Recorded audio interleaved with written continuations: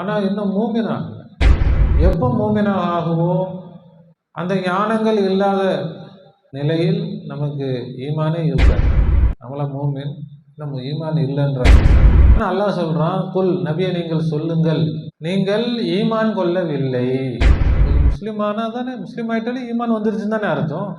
மக்கள் நினைக்கிறாங்க முடிஞ்சு போச்சு, முஸ்லீமான உடனேயே ஹஜ்ஜுக்கே போயிட்டு வந்து ஹாஜியார் ஆகிட்டாரு முஸ்லீம், ஆனால் இன்னும் மூமினாகலை. அப்போ அந்த ஈமான் என்ன? அப்போ இறைவன் என்றால் யார்? எந்த அடிப்படையில் இறைவன் சொல்கிறோம்? இறைவன் என்பதற்கு இரண்டு முகங்கள். இது எல்லா விளக்கங்களும் குர்ஆனுடைய ஆதாரத்தோடு தான் இருக்குது. எல்லாமே முஸ்லீமாக இருக்கட்டும், இந்துவாக இருக்கட்டும், கிறிஸ்டினாக இருக்கட்டும், எந்த மதத்தை சார்ந்தவர்களாக இருக்கட்டும், எதுக்காக கடவுளை வச்சுருக்கிறாங்க? குலதெய்வம். எதுக்கு இறைவன் என்றால் எதுக்கு வேணும்? கடவுள் எதுக்கு வேணும்? எதுக்காக கடவுள்கிட்ட போகிறாங்க? திருப்பதிக்கு கூட்டமாக போகிறாங்க, அம்மாளுங்களும் நிறைய பேர் போகிறாங்க. எதுக்கு போகிறாங்க? இறைவன் அல்லான்னு சொல்லும் பொழுது இரண்டாவது முகமே நமக்கு கவனத்திலே வரமாட்டேங்குது. அவன் எனக்கு என்ன செஞ்சான்? அது என்னங்க ரெண்டு இது வரைக்கும் நாங்கள் ஒரு அர்த்தம் தானே கேட்டோம், இந்த அர்த்தம் நாங்கள் கேட்கலையே. புதுசாக நீங்கள் என்ன? இது குர்ஆன் தான் ஆதாரம், எல்லாருக்கும் தெரிஞ்ச ஆயத்து. இரண்டிலும் தௌஹீது கட்டாயம். முதல்ல இந்த ரெண்டாவது சப்ஜெக்ட் விளங்கவே இல்லை. முதல்ல நான் கோயிலுக்கும் போவேன், சர்ச்சுக்கும் போவேன், மசூதிக்கும் போவேங்க. அப்படி நாம் போக முடியுமா? நான் எல்லா சாமியும் கும்பிட்றேன், அடுத்தவங்க சாமியை கும்பிட்றேன். நம்ம பிற மக்களுக்கு சென்றடைய இந்த சேனலை லைக் பண்ணுங்கள், ஷேர் பண்ணுங்கள் மற்றும் சப்ஸ்கிரைப் பண்ணுங்கள். பெல் ஐக்கானை கிளிக் பண்ணுங்கள். அல்ஹம்துலில்லாஹி ரப்பில் ஆலமீன். நஹ்மதுஹு வ நஸ்தஈனுஹு வ நஸ்தக்ஃபிருஹு வ நு'மினு பிஹி வ நதவக்கலு அலைஹி வ நஊது பில்லாஹி மின் ஷுரூரி அன்ஃபுஸினா வ மின் ஸய்யிஆத்தி அஅமாலினா. من يهده الله فلا مضل له ومن يضلل فلا هادي له. ونشهد أن لا إله إلا الله وحده لا شريك له. ونشهد أن سيدنا ومولانا محمدا عبده ورسوله أرسله بالحق بشيرا ونذيرا وداعيا إلى الله بإذنه وسراجا منيرا. أما بعد، فقد قال الله تعالى في شان حبيبه: أعوذ بالله من الشيطان الرجيم، بسم الله الرحمن الرحيم. إن الله وملائكته يصلون على النبي يا أيها الذين آمنوا صلوا عليه وسلموا تسليما. اللهم صل على سيدنا وشفيعنا وحبيبنا ومولانا محمد وعلى آل سيدنا ونبينا ومولانا محمد وبارك وسلم. اللهم صل على سيدنا وشفيعنا وحبيبنا ومولانا محمد وعلى آل سيدنا ونبينا ومولانا محمد وبارك وسلم. اللهم صل على سيدنا وشفيعنا وحبيبنا ومولانا محمد وعلى آل سيدنا ونبينا ومولانا محمد وبارك وسلم. وصل على جميع الأنبياء والمرسلين والملائكة المقربين والحمد لله رب العالمين. परवरदिगार आलम तेरे रहम और करम और अफ़ू और दरगुज़र का तुझे वास्ता। सरकार दो आलम सल्लल्लाहु अलैहि वसल्लम का, जमी पीराने सलासिल का, पीर नूरी का, पीर आरिफ का, पीर इमदाद का वास्ता। या अल्लाह हम सबको मग़फ़िरत फरमा, हम सबको मग़फ़िरत फरमा, हम सबको इल्म नाफ़िअ इनायत फरमा, कहने सुनने समझने और उस पर अमल करने की आला सलाहियत व तौफ़ीक़ इनायत फरमा। बेजाही सैयदना मुहम्मद मुस्तफ़ा सल्लल्लाहु अलैहि वसल्लम. கண்ணியமிக்க பெரியவர்களே, சகோதரர்களே, தாய்மார்களே, சகோதரிகளே, அல்லாஹ் சுப்ஹானஹு வ தஆலா தன்னுடைய எல்லை இல்லாத கருணையினால் நம்மை அவனது ஹபீப் இருலோகத்தின் இரட்சகர் கண்மணி நாயகம் முஹம்மது முஸ்தபா ஸல்லல்லாஹு அலைஹி வஸல்லம் அன்னவர்களுடைய ஹைரு உம்மத்தில் சிறந்த சமுதாயத்தில் படைத்திருக்கிறான். அல்ஹம்துலில்லாஹ். அதில் நமக்கு சந்தோஷத்தையும் பெருமிதத்தையும் தந்திருக்கிறான். அல்ஹம்துலில்லாஹ். மட்டுமல்ல, ஃபித்னாக்களும் ஃபசாதுகளும் எங்கும் நிறைந்து நிரம்பி வழியக்கூடிய இறுதியான காலகட்டத்தில் அவனுடைய அன்பையும் நெருக்கத்தையும் நேர் வழியையும் பெற்ற அவுலியாக்கள், ஆரிஃபின்கள், சூஃபியாக்கள், ஷேகுமார்களுடைய தொடர்பை, நிஸ்பத்தை, பைஅத்தை, முஹப்பத்தை நம் அனைவருக்கும் தந்து அருள் புரிந்திருக்கிறான். அல்ஹம்துலில்லாஹ் சும்மா அல்ஹம்துலில்லாஹ். எல்லோரும் திக்ரிலே கவனம் செலுத்தி திக்ரோடும் ஷுக்ரோடும் இருந்து தாலிமாத்துகளை கேட்க வேண்டும். இது ஏதோ ஒரு பொதுவான பயான் அல்ல, பயானுடைய மஜ்லிஸ் அல்ல. இது பாடம், தீனுடைய கல்விகளை, ஞானங்களை கற்றுக்கொள்ளக்கூடிய மஜ்லிஸ். அந்த விளக்கத்தோடு இந்த பாடங்களை தொடர்ந்து படித்து நம்முடைய வாழ்க்கையில் அமல் செய்ய வேண்டும். அல்லாஹ் தௌஃபீக் செய்வானாக. தீனில் அடிப்படையானது கலிமா, லா இலாஹ இல்லல்லாஹ். இந்த கலிமாவை விட்டு தீனில் யாரும் நுழைய முடியாது. தீனுக்குள் உள்ளே நுழைய வேண்டுமானால் அவர்கள் கலிமாவை ஏற்று இருக்க வேண்டும். இந்த கலிமா நாம் எல்லாம் நினைக்கிறோம், அதை ஏற்று வாயால் சொல்லிட்டா நம்ம முஸ்லீம் ஆயிடலாம். வணக்கத்திற்குரியவன் அல்லாஹ்வை தவிர யாரும் இல்லை. இதை நாம் என்ன செஞ்சோம்? ஏற்றுக்கொண்டோம், வாயால் சொன்னோம், முஸ்லீம். சரிதான். ஆனால் நாம் மூமினாக ஆக முடியாது. இஸ்லாத்தின் கடமைகள் 5. அதில் முதலாவது கலிமா. இஸ்லாத்துக்கு அப்புறம் தான் ஈமான், இன்னொரு அடுத்த சப்ஜெக்ட் இருக்குது. இஸ்லாம் நம்ம அதை ஏற்று உள்ளத்தால் ஏற்று வாயால் சொல்லிவிட்டு முஸ்லீம் ஆகிட்டோம். ஆனால் இன்னும் மூமினாக. எப்போ மூமினாக ஆகுவோம்? இந்த கலிமாவுடைய விளக்கங்கள், இந்த கலிமாவில் என்ன விளக்கங்களை அல்லாவும் ரசூலும் குர்ஆனிலும் ஹதீஸ்களிலும் சுன்னத்துகளிலும் நமக்கு விளக்கி தந்தார்களோ அந்த ஞானங்களை நாம் எந்த அளவுக்கு விளங்குகிறோமோ அந்த அளவுக்கு தான் நம்முடைய ஈமான் பலமானதாக, உயர்ந்ததாக, சிறந்ததாக. அந்த ஞானங்கள் இல்லாத நிலையில் நமக்கு ஈமானே இருக்காது. நமக்கே ஆச்சரியமாக, என்ன நாமெல்லாம் மூமின்கள் தானே, ஈமான் கொண்டவர்கள் தானே, நம்மை பார்த்து இப்படி சொன்னாலே நமக்கு ஒரு என்ன இப்படி சொல்கிறாங்களே அப்படின்னு நமக்கு என்ன இருக்குது? நம்மளாம் மூமின், நம்ம ஈமான் இல்லைன்றாங்க. ஆனால் அல்லாஹ் சஹாபாக்களை பார்த்தே சொன்னான். சஹாபாக்கள் புதிதாக இஸ்லாத்தை ஏற்றுக்கொண்ட சஹாபாக்கள், கிராமவாசிகள், வேறொரு கிராமத்திலேருந்து வராங்க, இஸ்லாத்தை ஏற்றுக்கொண்டு நபி ஸல்லல்லாஹு அலைஹி வஸல்லம் அவங்கள்ட்ட சொல்கிறாங்க, காலத்தில் அஅராபு ஆமன்னா. அந்த கிராமவாசிகள் நபியே அவர்கள் சொல்கிறார்கள், ஆமன்னா, நாங்கள் ஈமான் கொண்டோம் என்று சொல்கிறார்கள். அப்போ அவங்க காபிர்கள் இல்லை, புதுசாக முஸ்லீம் ஆகிட்டு வந்திருக்கிறாங்க. ரசூலுல்லாஹ்வை பார்த்து சொல்கிறாங்க, நாங்கள் மூமின், ஈமான் கொண்டோம்னு சொல்கிறோம். அல்லாஹ் அந்த நிகழ்ச்சியை அப்படி எடுத்து காட்டுறோம். காலத்தில் அஅராபு ஆமன்னா, அவங்க சொல்கிறாங்க நாங்கள் ஈமான் கொண்டோன்னு சொல்கிறாங்க.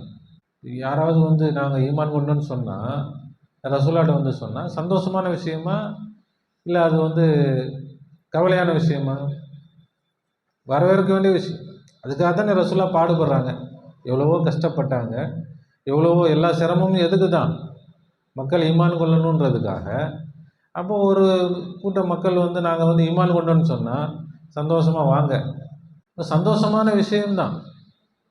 ஆனால் அல்லாஹ் சொல்கிறான், குல், நபியை நீங்கள் சொல்லுங்கள், அவங்கள்ட்ட சொல்லுங்க, லம் தூமினும், நீங்கள் ஈமான் கொள்ளவில்லை என்று நீங்கள் சொல்லுங்கள். என்னது?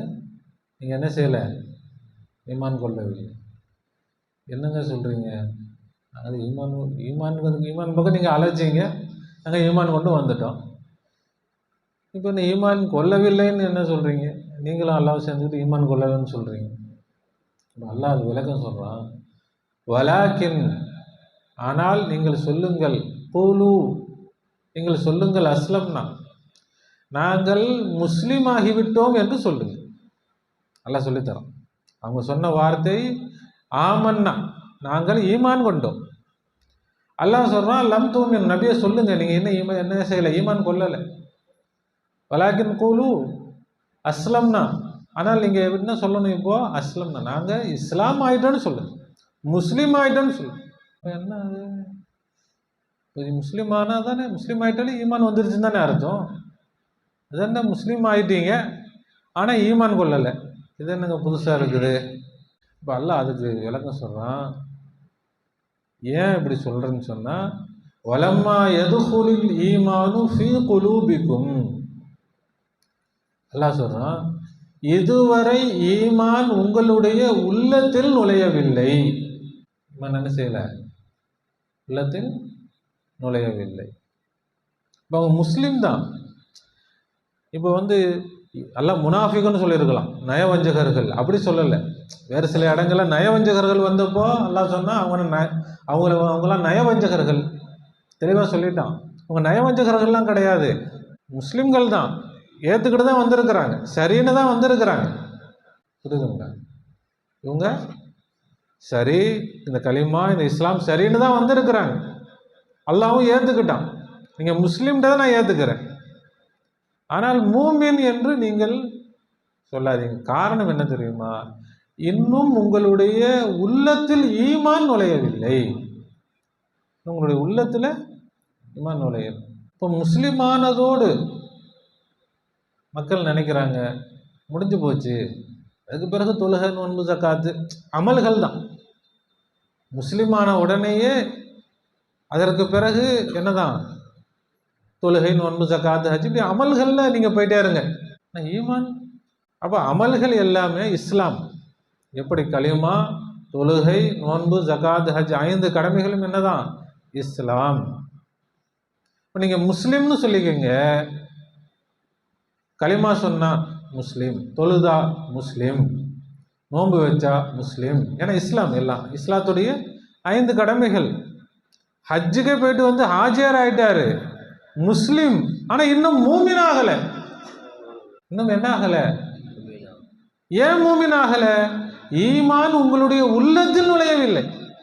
ஆனால் மக்கள் என்ன நினைச்சிட்டாங்க, நம்ம இந்த அமல்லாம் செஞ்சிட்டோம்ல, நம்ம தீனை பூர்த்தியாக்கிட்டோம், தீன் பூர்த்தியாகல, இஸ்லாம் பூர்த்தி ஆயிருக்கு.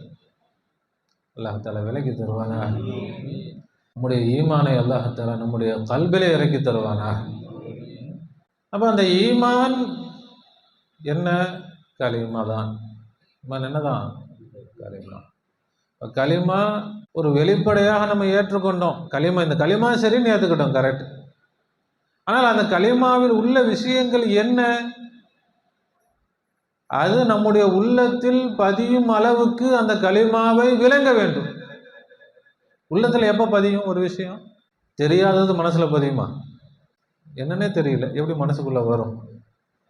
மனசுக்குள்ள வர வேண்டுமானால் அது என்ன செய்யணும்? அது என்னன்னு தெரியணும். தெரியாத விஷயங்கள் கல்புல என்ன செய்யாது, வராது. அதுக்கு தான் நாம் முயற்சி செஞ்சுட்டு இருக்கிறோம். நம்முடைய ஈமான் பலமாக ஆக வேண்டும். இப்போ வணக்கத்திற்குரியவன் அல்லாஹ்வை தவிர யாரும் இல்லை, சரியான அர்த்தம் தான். ஆனால் அது இஸ்லாத்துடைய அர்த்தம். ஈமானுடைய நிலைக்கு நாம் வரும் பொழுது அந்த அர்த்தம் இன்னும் கொஞ்சம் விளக்கமாக ஆகும். அந்த அர்த்தம் மாறாது, அந்த அர்த்தம் இருக்கும், ஆனால் அதோடு கொஞ்சம் விளக்கமாக அர்த்தம் சொல்லப்படும். என்ன அர்த்தம்? லா இலாஹா, எந்த வஸ்துவும் எந்த படைப்பும் இறைவனாக இல்லை. எந்த படைப்பும் அந்த ஏற்கனவே சொன்ன அர்த்தத்துக்கு மாறுபட்டு இருக்குதா, இல்லை இன்னும் கொஞ்சம் விளக்கமாக வந்திருக்குதா? எந்த வஸ்துவும் இறைவனாக இல்லை, இல்லல்லாஹ், அல்லாஹ்வை தவிர. அல்லாஹ்வை தவிர எந்த வஸ்துவும் இறைவனாக இல்லை. அப்போ இறைவன் என்றால் யார்? எந்த வஸ்துவும் இறைவனாக இல்லை, அல்லாஹ் தான் இறைவன். இறைவன் என்றால் யார்? எந்த அடிப்படையில் இறைவன் சொல்கிறோம்? இப்போ ஷேகுமார்கள் சொல்லித்தராங்க, இறைவன் என்பதற்கு 2 முகங்கள் இருக்கிறது. இறைவன் என்பதற்கு 2 முகங்கள். இது எல்லா விளக்கங்களும் குர்ஆனுடைய ஆதாரத்தோடு தான் இருக்குது, எதுவும் சொந்த கருத்து இல்லை. சில அதனுடைய ஆதாரம் நம்ம சொல்லுவோம். இறைவன் என்பதற்கு 2 முகங்கள். ஒன்று சாதாரணமாகவே சொல்லுவாங்க, இப்போ கடவுளை ஏற்றுக்கிட்டு இருக்கிறாங்க. கடவுளை ஏற்றவர்கள் எத்தனையோ மக்கள் இருக்கிறாங்க. அவங்க எந்த கடவுளை வச்சிருக்கிறாங்களோ அது வேற விஷயம். ஆனால் ஏதோ ஒரு கடவுளை ஏற்றவர்கள், அந்த கடவுள் என்ன செய்வாங்க? எல்லாமே முஸ்லீமாக இருக்கட்டும், இந்துவாக இருக்கட்டும், கிறிஸ்டினாக இருக்கட்டும், எந்த மதத்தை சார்ந்தவர்களாக இருக்கட்டும், எதுக்காக கடவுளை வச்சுருக்கிறாங்க? வணங்குவது. எதுக்கு வச்சுருக்கிறாங்க? நம்ம கும்புறதுக்கு ஒரு சாமி வேணுமா இல்லையா? குலதெய்வம். எதுக்கு இறைவன் என்றால் எதுக்கு வேணும்? கடவுள் எதுக்கு வேணும்? வணங்குறதுக்கு. மெயின் சப்ஜெக்ட் என்னதான்? வணக்கம். அப்புறம் எதுக்காக கடவுள்கிட்ட போகிறாங்க? ஏதாவது கொடு கடவுளே. எதுக்கு போகிறாங்க? எனக்கு எதையாவது கொடு. இந்த கடவுள் எதையுமே கொடுக்காதுங்க அப்படின்னா அந்த கடவுள்கிட்ட யாராவது போவாங்களா? திருப்பதிக்கு கூட்டமாக போகிறாங்க, நம்ம ஆளுங்களும் நிறைய பேர் போகிறாங்க. எதுக்கு போகிறாங்க? நிறையா கொடுக்குது, வாங்கலாம். அப்போ இறைவன் என்றால் 2 முகம். இறைவன் என்றால் ஒன்று, அவன் யார்? வணக்கத்திற்கு தகுதியானவன். ஏற்கனவே நம்ம சொன்னோமா இல்லையா? அதான். ஆனால் அதோட முடியலை. 2வது முகத்தை நாம் சுத்தமாக விட்டுட்டோம். இறைவன் அல்லான்னு சொல்லும் பொழுது 2வது முகமே நமக்கு கவனத்திலே வரமாட்டேங்குது. ஆனால் வணங்கணும் அது மட்டும்தான் இருக்குதே தவிர, நான் அவனுக்கு செய்யணும், நான் அவனுக்கு செய்யறது, நான் நிறைய தொழுதுட்டேன், நான் வணங்கிட்டேன், நான் இபாதத்து செஞ்சுட்டேன், நான் இப்படி தீனில் அப்படி பண்ணிட்டேன், இப்படி பண்ணிட்டேன், அல்லாஹ்வை பெருமைப்படுத்திட்டேன். அவன் எனக்கு என்ன செஞ்சான்? அது சிந்தனையிலே வரமாட்டேங்குது. ஆனால் கலிமா இந்த 2ஐயும் சேர்த்தால்தான் கலிமா பூர்த்தியாகும். 2 என்ன செய்யணும்? இப்போ என்ன? எந்த வஸ்துவும் வணக்கத்திற்கு தகுதியானதாக இல்லை. எந்த வஸ்துவும் வணக்கத்திற்கு தகுதியானதாக இல்லை. அது மட்டும் இல்லை, எந்த வஸ்துவும் என்னுடைய எந்த தேவையையும் பூர்த்தி செய்து தரக்கூடியதாக இல்லவே இல்லை. என்னுடைய எந்த தேவையையும் எந்த வஸ்துவும் பூர்த்தி செய்து தரக்கூடியதாக இதுவரைக்கும் எனக்கு எந்த வஸ்துவும் எதுவும் எனக்கு கொடுக்கல. எனக்கு யாரும் இதுவரை எனக்கு எதுவும் கொடுக்கல. இதுக்கு பிறகும் எனக்கு யாரும் கொடுக்க போறதும் இல்லை. இதுவரை என்னிடம் இருப்பதையெல்லாம் கொடுத்தவன் அல்லாஹ் ஒருவன் மாத்திரம்தான். இனியும் எனக்கு தேவையான அனைத்தையும் கொடுக்க போகிறவனும் யார் மட்டும்தான்? அல்லாஹ் ஒருவன் மாத்திரம்தான். கலிமா முழுமையாக ஒரு முழுமை பெற்ற கலிமாவாக நம்முடைய கல்வியில் இறங்குதா? கலிமா லா இலாஹா, எந்த வஸ்துவும் வணக்கத்திற்கு தகுதியானதாக, தேவைகளை நிறைவேற்றி தரக்கூடியதாக இல்லை. இல்லல்லாஹ், அந்த அல்லாஹ் ஒருவன் மாத்திரம்தான் வணக்கத்திற்கு தகுதியானவன். அவன் மட்டும்தான் என்னுடைய தேவைகளை நிறைவேற்றி தரக்கூடியவன். இதுக்கு என்ன ஆதாரம்? அது என்னங்க? ரெண்டு இதுவரைக்கும் நாங்கள் ஒரு அர்த்தம் தானே கேட்டோம். இந்த அர்த்தம் நாங்கள் கேட்கலையே. புதுசாக நீங்கள் என்ன இது? குர்ஆன் தான் ஆதாரம்.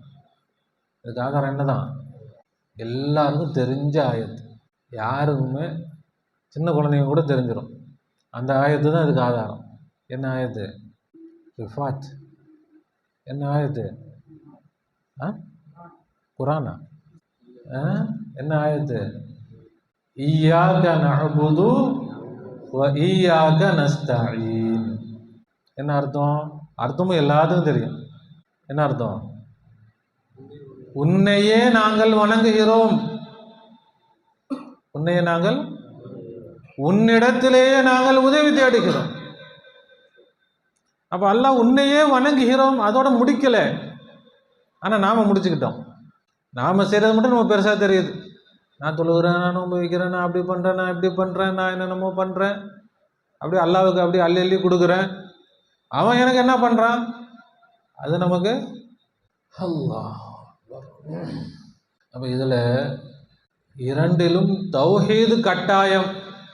முதல்ல இந்த ரெண்டாவது சப்ஜெக்ட் விளங்கவே இல்லை. முதல்ல அது நம்ம சிந்தனைக்கே வரல. சிந்தனைக்கு வந்தாலும் சும்மா எல்லாம் கொடுக்குறானா, கொடுப்பான், அல்லாவும் கொடுக்குறான், அப்படி இல்லை.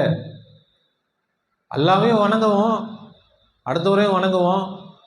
அப்படி வணங்கினா அல்லா ஏற்றுப்பானா? அல்லாவும் வணங்குறேன். இப்போ ஒரு மாற்று மதத்தவர்கள் என்ன, அவங்க என்ன சொல்லுவாங்க, நாங்கள் எங்கள் கடவுளையும் வணங்குறோம், அல்லாஹ் எல்லா சாமியும் கும்பிடுறோங்க. அவங்களுக்கு பிரச்சனை இல்லை. அவங்க எல்லாம் என்ன சொல்லுவாங்க, நான் கோயிலுக்கும் போவேன், சர்ச்சுக்கும் போவேன், மசூதிக்கும் போவேங்க. அப்படி நாம போக முடியுமா? நான் எல்லா சாமியும் கும்பிடுறேன், அடுத்தவங்க சாமியை கும்பிடுறேன், நம்ம போக முடியுமா? என்ன செய்ய முடியாது.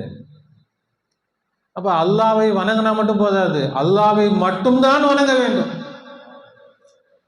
அப்பதான் முஸ்லிம். அல்லாவையும் வணங்குறேன், அடுத்தவங்களையும் வணங்கினா அவர் முஸ்லீமே கிடையாது. அவர் என்ன செய்ய முடியாது, இஸ்லாம்ன்றதுக்குள்ளே வர முடியாது. யார் அல்லாவை மட்டும் வணங்குகிறார்களோ அவர்கள் தான் இதில் வர முடியும், முஸ்லிம்ன்ற அந்த கேட்டகரியிலே வர முடியும்.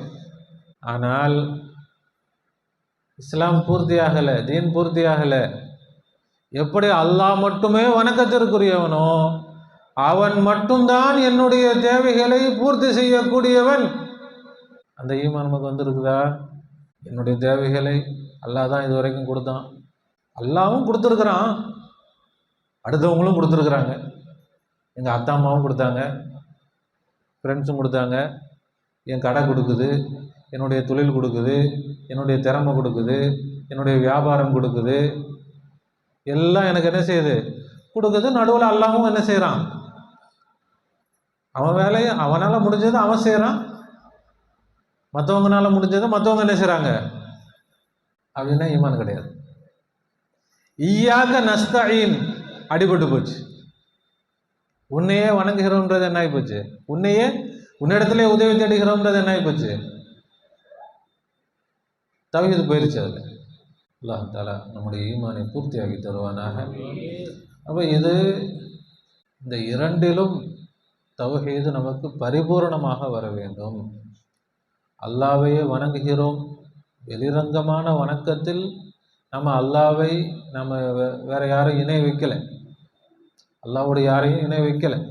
ஆனால் வணக்கத்திலும் அந்தரங்கமான வணக்கத்தில் நம்ம இணை வச்சுக்கிட்டு தான் இருக்கோம். வெளிரங்கமான வணக்கத்தில் வெளியில் போய் எந்த சாமியை நம்ம கும்பிடலை, ஆனால் நம்முடைய கல்பில் அல்லாஹ்வை விட எத்தனையோ வஸ்துவை, பணம் தான் பெருசு அப்படின்னா எதை தான் ஒரு கல்பில் வச்சிருக்கிறாரு, பணத்தை தான் இவர் வணங்கிட்டு இருக்கிறார். வெளியில் அல்லாஹ் வணங்குறாரு, ஆனால் இவருடைய உள்ளத்தில் பணத்துக்கு தான் கோயிலை கட்டி கும்பிட்டு இருக்கிறார். இவருடைய வியாபாரத்துக்கு தான் கோயிலை கட்டி கும்பிட்டு இருக்கிறார். இவர் யாரை கல்பில் வச்சு என்ன செய்கிறாரோ போற்றி புகழ்ந்துக்கிட்டு, பணம் இல்லாவிட்டால் ஒன்றும் இல்லை, அவர் இல்லாவிட்டால் இது இல்லை, இவர் இல்லாவிட்டால் இல்லைன்னா இவர் அவரை தான் வணங்கிட்டு இருக்கிறார். யாரை தான் வணங்கிட்டு இருக்கிறாரு, யாரை பெருசாக நினைக்கிறாங்களோ. அப்போ வெளிரங்கமான வணக்கத்தில் என்ன இல்லை, ஷிர்கு இல்லை, தௌஹீது இருக்கு.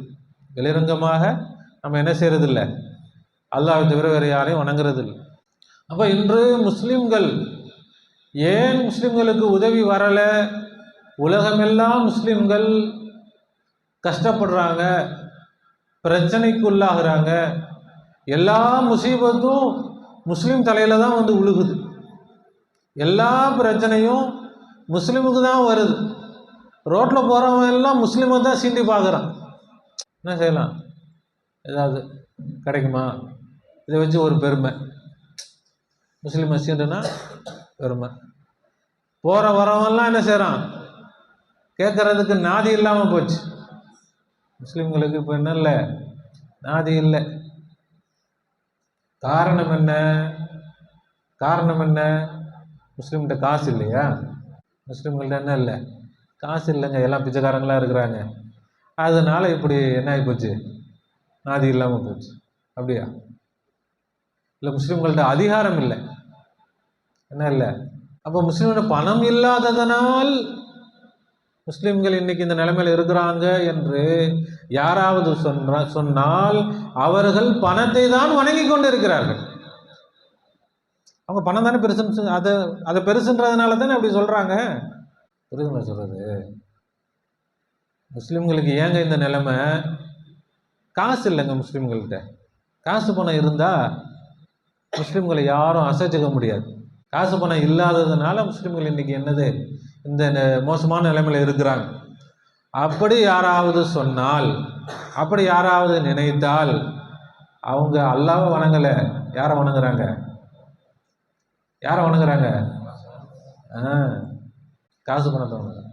யாராவது சொல்கிறாங்க முஸ்லீம்கள்கிட்ட இந்த உலக கல்வி இல்லைங்க, முஸ்லீம்கள்கிட்ட நிறைய டாக்டர்ஸ் இல்லை, இன்ஜினியர்ஸ் இல்லை, ஐஏஎஸ் ஐபிஎஸ்லாம் இல்லை, வக்கீல்கள் இல்லை.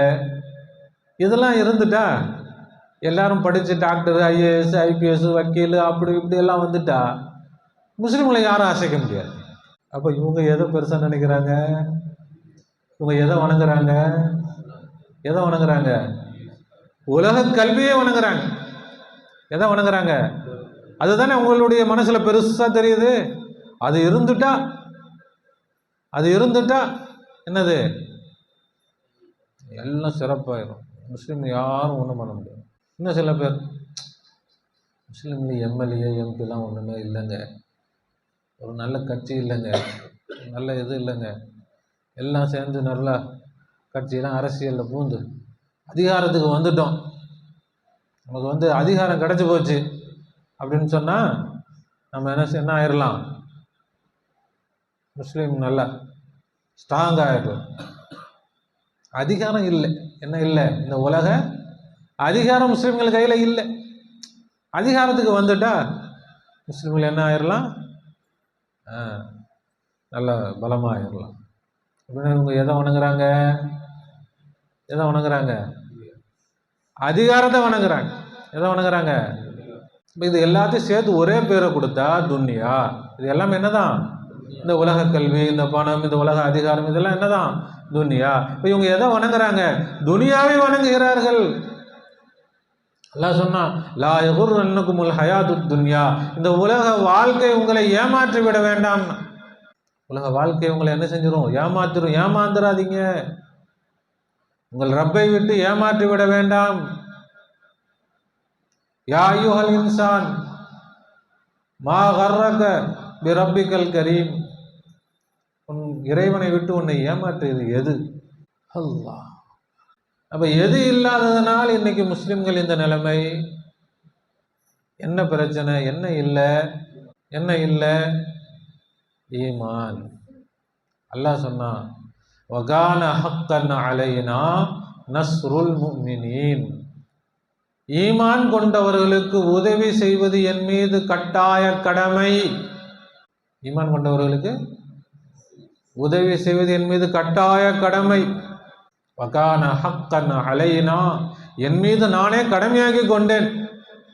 அல்ல, நமக்கு கடமை இருக்குது, தொழுவணும் போய்க்கணும் ஜகாத்து அது எல்லாங்க. அல்லாஹ் சொல்றான், எனக்கு கடமை இருக்குது. என்ன கடமை?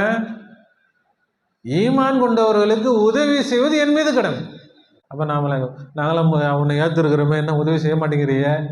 அல்லாஹ் அதை ஃபஸ்ட்டே சொல்லிட்டான், நீங்கள் முஸ்லீமாக தான் ஆகிருக்கிறீங்க, நீங்கள் முஸ்லீமாக தான் ஆகிருக்கிறீங்க, இன்னும் மூமினாக ஆகலை. ஏன்? உங்களுடைய உள்ளத்தில் இன்னும் ஈமான் நுழையவே இல்லை. இப்போ ஈமான் நுழைந்து விட்டால் காசு வேணாம், பணம் வேணாம், அதிகாரம் வேணாம், பட்டம் பதவிகள் வேண்டாம், ஒன்றும் வேண்டாம். அல்லாஹ் உதவி செய்யும். அல்லாஹ் அல்லாஹ் தஆலா நம்முடைய ஈமானை பலப்படுத்துவானாக.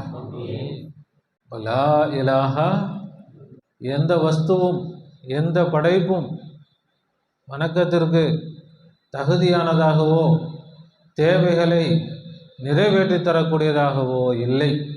இல்லல்லாஹ், அல்லாஹ் ஒருவன் மாத்திரம்தான் வணக்கத்திற்கு தகுதியானவன். எல்லா தேவைகளையும் நிறைவேற்றி தரக்கூடியவன் அல்லாஹ் ஒருவன் மாத்திரம்தான்.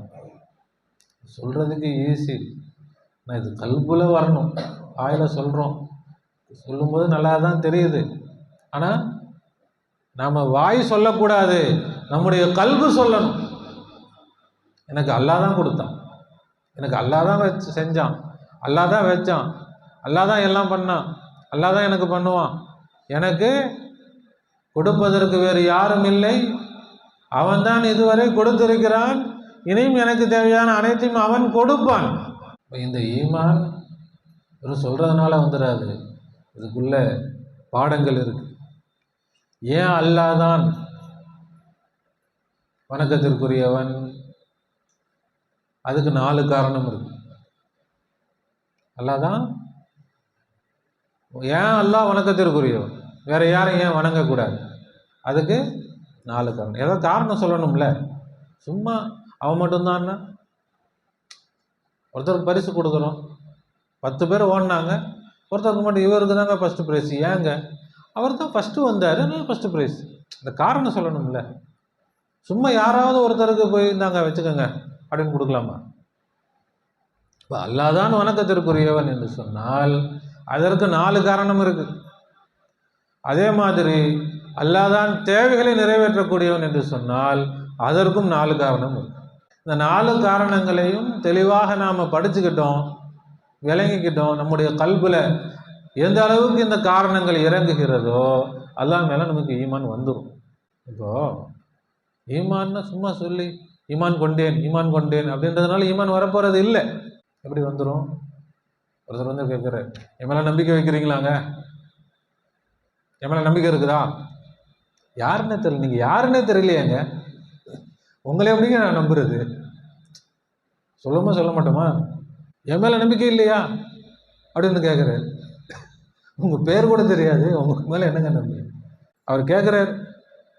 அப்போ நாம் சொல்கிறோம், நம்பிட்டேங்கன்னு சொல்கிறோன்னு வச்சுப்போம். நம்பிக்கை ஆயிருமா? இது நம்பிக்கை ஆயிருமா? இது என்ன ஆகும்? இது வெறும் ஒரு ஒப்புக்கு சொல்கிறோம். சரி, அவர் மனசு சந்தோஷப்பட்டுமே. ஆனால் உள்ளத்தில் சந்தேகம் இருக்கும்.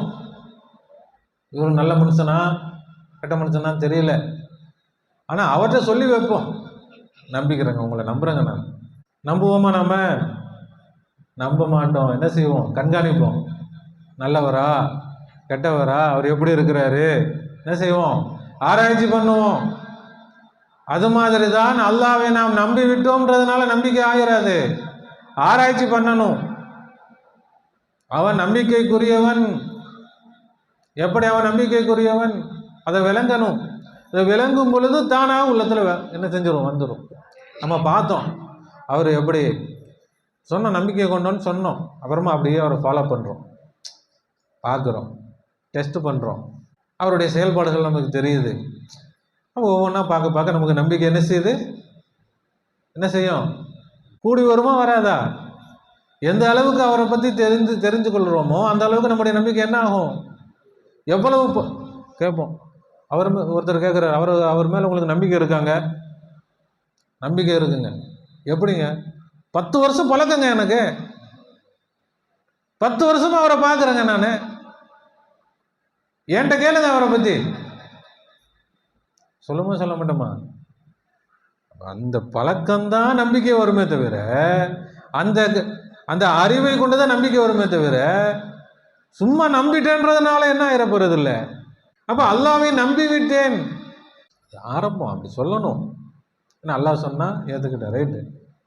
ஆனால் ஏன் அல்லாஹ்வை நம்ப வேண்டும்? அந்த விளக்கம் அல்லாஹ்வை நம்ம என்ன செய்யணும்? ஆராய்ச்சி பண்ணணும். அல்லாஹ்வை தெரிஞ்சுக்கணும். யார் அந்த அல்லாஹ், ஏன் அவன் வணக்கத்திற்குரியவன்? எல்லாம் குர்ஆனில் இருக்குது. குர்ஆனில் இல்லாத எந்த விஷயமே நம்ம சொல்ல போகிறதே கிடையாது. எல்லாம் முழுக்க குர்ஆன் தான். முழுக்க முழுக்க குரான் தான் இந்த கலிமாவில் வரும். ஹதீஸ் ஏதோ இடையில சின்னது தேவைப்பட்ட ஒரு தவிர ஹதீஸே வராது. ஏன்னா குரான் முழுவதும் கலிமா தான் நிறைஞ்சு கிடக்குது. இந்த கலிமாவை விளக்குவதற்காகத்தான் குரானே எல்லாம் இறக்கி வச்சிருக்கிறான். இந்த கலிமா நம்முடைய வாழ்க்கையை மாற்றிவிடும். நாம் இந்த கலிமாவில் என்ன செய்யணும்? ஆராய்ச்சி செய்யணும், சிந்திக்கணும், விளங்கணும். அதில் உள்ள பாடங்களை நாம் படிக்க படிக்க எவ்வளவு தூரம் அதில் நாம் சிந்திக்கிறோமோ விளங்குகிறோமோ அந்த அளவுக்கு நமக்கு என்ன கிடைக்கும்? விளக்கம் கிடைக்கும். அல்லாஹ் மேலே நம்பிக்கை வரும், ஈமான் வரும்.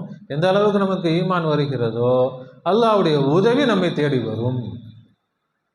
நிச்சயமாக அல்லாஹ்தாலா வாக்குறுதி மீறுபவன் கிடையாது. அவனை நம்பியவர்களை அவன் கைவிடுவது கிடையாது. அவன் இதுவரைக்கும் கைவிட்டதே இல்லை, இனியும் என்ன செய்ய போறதில்லை, கைவிட போறது இல்லை. அவனை நம்பிவிட்டால் இதுக்கு காசு பணம் தேவையா? ஈமானுக்கு காசு பணம் தேவையில்லை, எதுவும் தேவையில்லை. நம்முடைய நேரத்தை கொடுக்கும். இந்த கல்வியை கற்றுக்கொள்வதற்கு நம்முடைய நேரம். கல்விக்கு என்ன வேணும்? கற்றுத்தரக்கூடிய ஆசிரியர் வேணும், மாணவர் வேணும். ஆசிரியரும் நேரம் கொடுக்கணும், மாணவரும் நேரம் கொடுக்கணும். அப்படி இருவரும் சேர்ந்து கற்றுக்கொண்டால் கல்வி என்ன செய்யும்? ஒருத்தரிலிருந்து இன்னொருத்தருக்கு வரும். அப்படித்தான் ஈமான் ஒருவரிடமிருந்து இன்னொருக்கு வரும். சஹாபாக்கள் நபி ஸல்லல்லாஹு அலைஹி வஸல்லம் அவர்களிடமிருந்து ஈமானை எடுத்தாங்க. வெறும் களிமா சொல்லிட்டு எங்கேயோ போயிடல. என்ன செஞ்சாங்க? ரசூலுல்லாஹ் கூடவே சுற்றி வந்தாங்க.